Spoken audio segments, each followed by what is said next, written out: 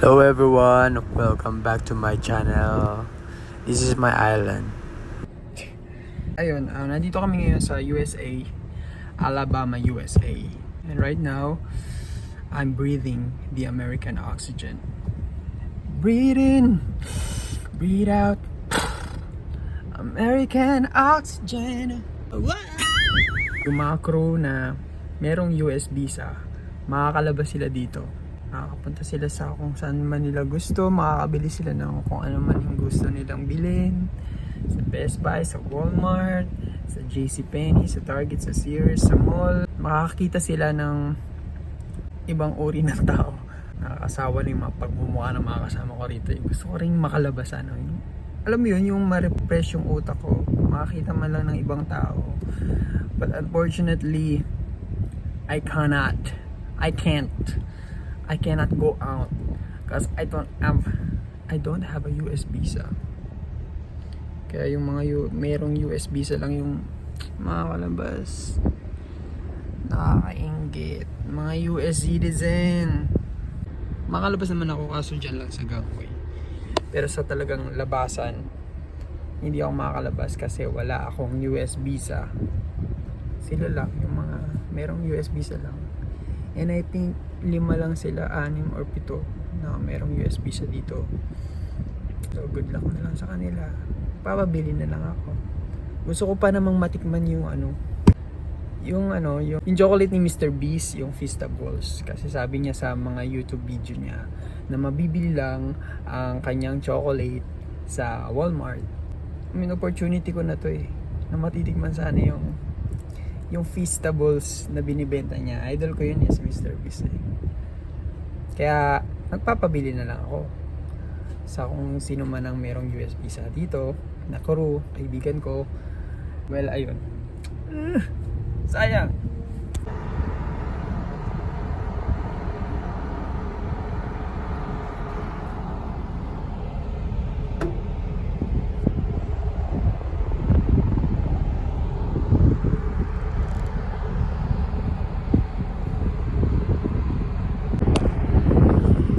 Good morning mga kabagang. It's day 1. May pa day 1. Wala akong US visa at hindi ako makakalabas. Magpapabili na lang tayo sa mga kasamahan natin. Sa mga kasamahan ko dito na merong US visa. Pagkontrata na ako at magpapabili ako ng Feastable ni Mr. Beast chocolate. Dahil idol ko si Mr. Beast, dream ko na makabili nito. Papabili na lang ako dito sa kaibigan ko na si Kem Howell. Shoutout nga pala sa kanya. Kinontrata ko na siya na bilan ako neto kapag lumabas siya ngayong tanghali. So, update ko na lang kayo. Bulaga! Gabi na dito. Lumihintay ko sila kung narating. Wala pa sila. Nakaka-excite. Gusto ko siyang tikman. Pero panigurado ako lasang lang yan lasang tsokolate. Malamang. We'll see. We're going to unbox the chocolate of Mr. Beast.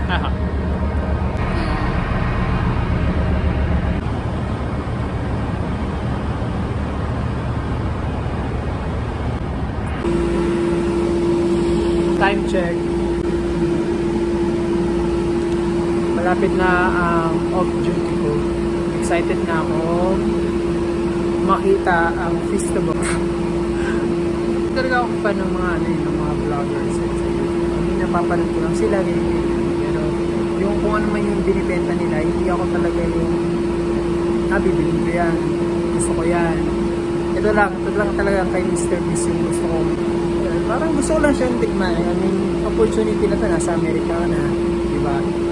So, parang pa natin bilhin yung American product tulad nitong kay Mr. Beast. So, excited na ako.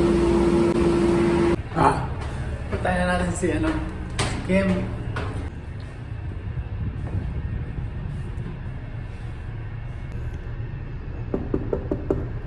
Kim?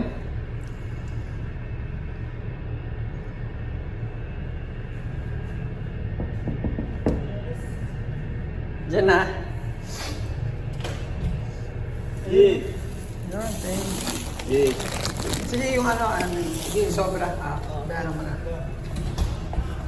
Thank you.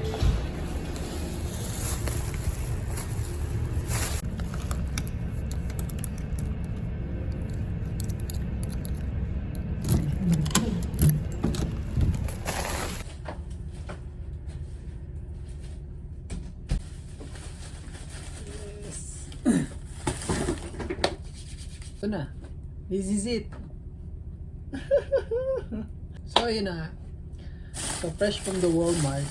Pabili ako ng mga kailangan ko. May ganun. Napabili ako ng Colgate. Dahil wala na akong Colgate. Ano, manipis na yung Colgate ko rito. Hindi ko alam kung maabot pa to ng isang buwan. So, ito. 3 ang laman niya.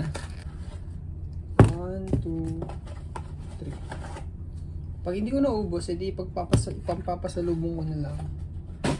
Ganun lang kasimple yun. Up next,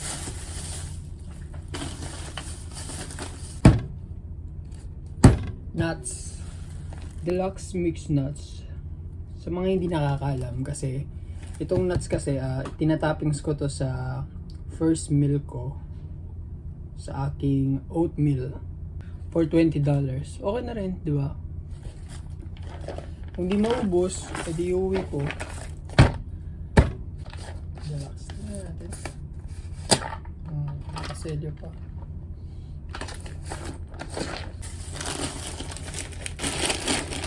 Cheetos. Flaming Hot Crunchy Cheetos. Napabili ako ng ganito kasi na naku-curious ako kung ano ang lasa niya. Dahil recently napanood ko yung Flaming Hot na pelikula. It's based on true story about a janitor dito sa Frito-Lay. Siya ang nakadiscover ng ganitong flavor na Flaming Hot. At ayun, nakakatuwa, no, nakaka-inspire yung istorya niya. Ayun, so ayun, na-curious lang ako kung anong lasa. Although lagi ko nakikita to sa atin sa Pilipinas. Diba? So, matitikman ko na ito. We'll see. And then ito. USB-C Type-C to lightning cable. Nasira na kasi yung ganito ko. So, may well magpabili na lang din ako ulit sa labas. Kaya hindi na ako makapag-charge. Oh.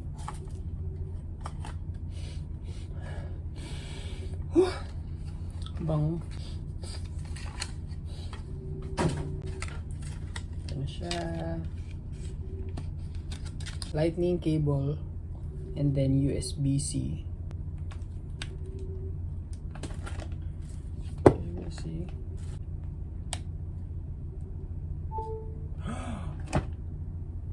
Yeah, good job. And up next, wow, the last but not the least, ang Feastable Mr. Beast.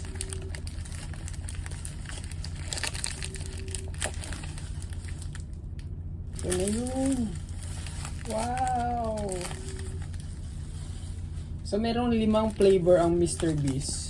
Ito yung yung original chocolate, chocolate sea salt, milk chocolate, yan, almond chocolate bar, Mr. Beast bar. These nuts, I believe this is a peanut butter. Yeah, milk chocolate with peanut butter. Yan. 5 ang kanyang mga flavors na pagpipilian. Napabili ako ng 5. And that's it. I got it. Matitikman ko na rin. Going here sa America, it's an opportunity for me to buy this thing. Kasi sa America lang to nabibili. So, titikman na natin tong chocolate sea salt. We'll see. Tingnan natin. It says here Mr. Beast bar chocolate sea salt and only 5 ingredients. It's a tastable. Okay.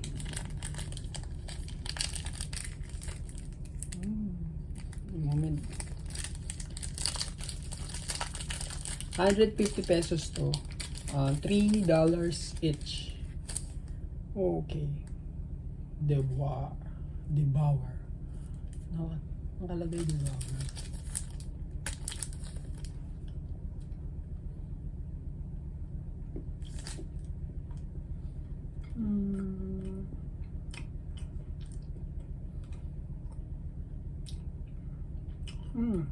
Okay.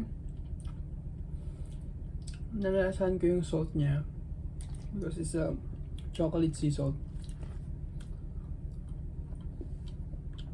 Okay.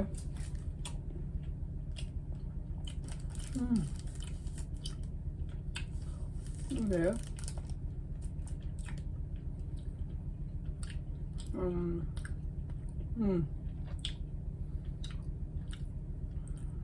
Okay. May salt siya.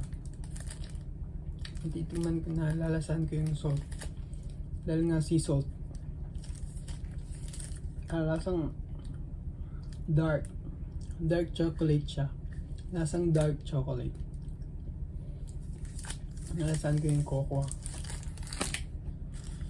Now let's try this original chocolate. Tingnan natin.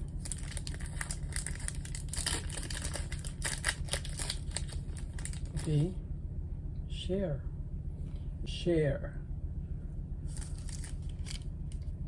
Tingnan natin.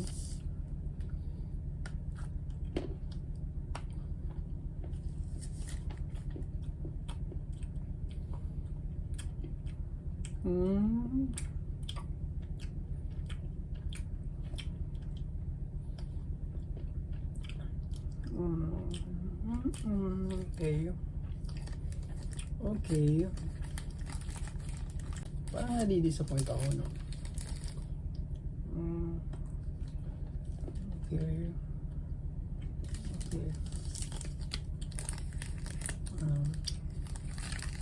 Okay. Okay.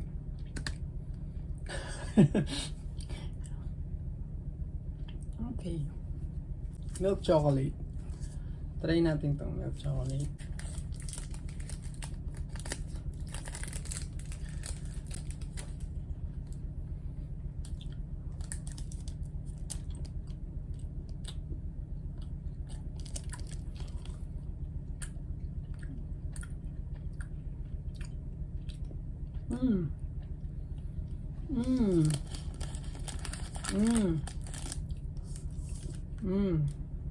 Okay.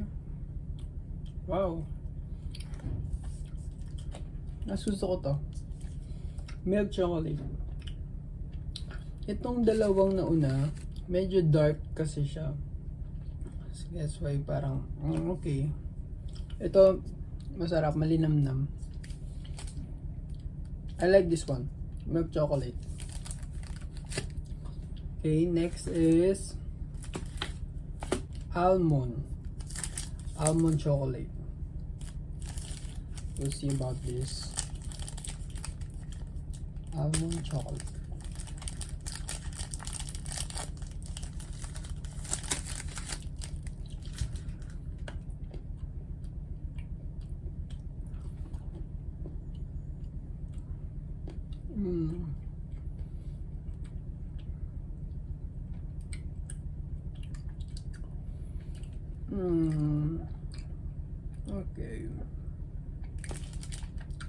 Okay.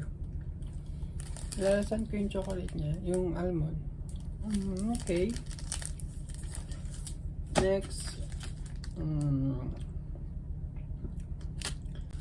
these nuts. So I believe this is may pagka peanut butter to. Like Twinkie. Yeah.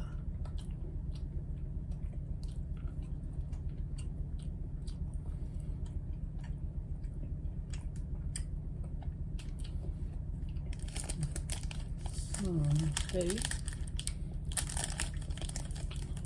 Okay.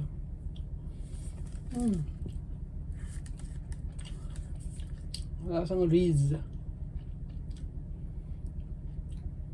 Okay. Lasang Riz. So, sa limang natingman ko, I love this milk chocolate tsaka these nuts. Yan dalawang lang yung okay sa akin sa lima ng flavor ng Mr. Beast. Idol ko yun si Mr. Beast, but parang exage or hype lang para yung sinasabi nila na mas masarap siya kaysa sa Hershey's.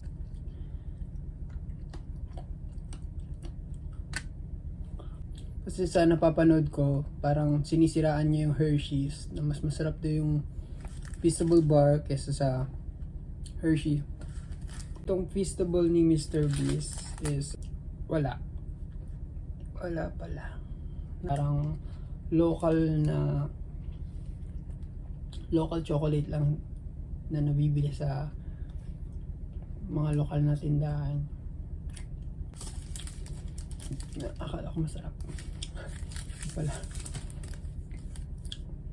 More on dark chocolate yung flavor nitong tatlo.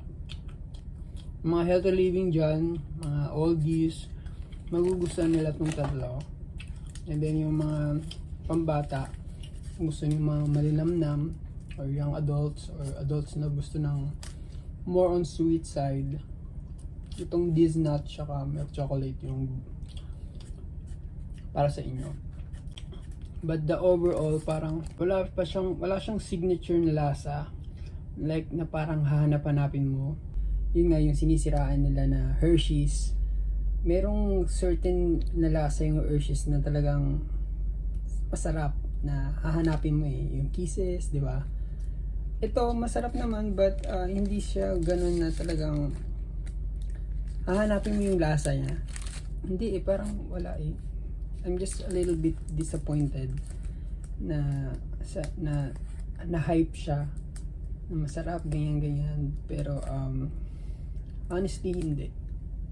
Ayun na, parang chocolate lang siya. Sorry. Anong factor? I thought na masarap. Hindi siya masarap. Ayun, I'm living in Asia. I'm living in the Philippines.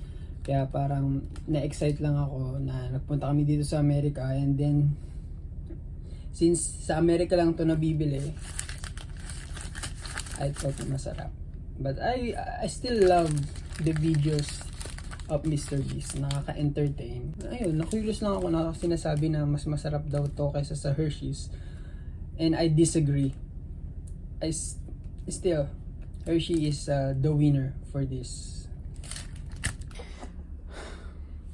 Minsan talaga mayroong mga hype, hina-hype sa social media, and then when you try it,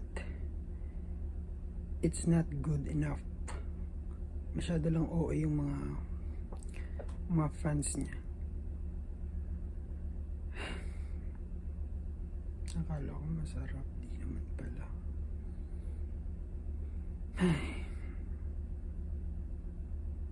Okay.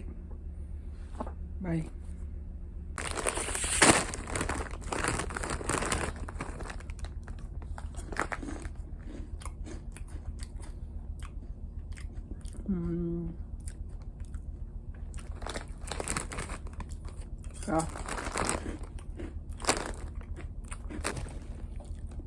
See you on the next vlog. Bye. Peace. Yo. Yeah. Nakaka-disappoint. Kasi akala mo masarap, di naman pala.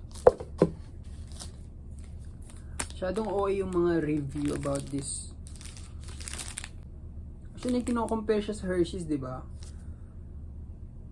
Napaka-OA naman ng mga review na mas masarap daw to kaysa sa Hershey's. But guys, no. They are all liar.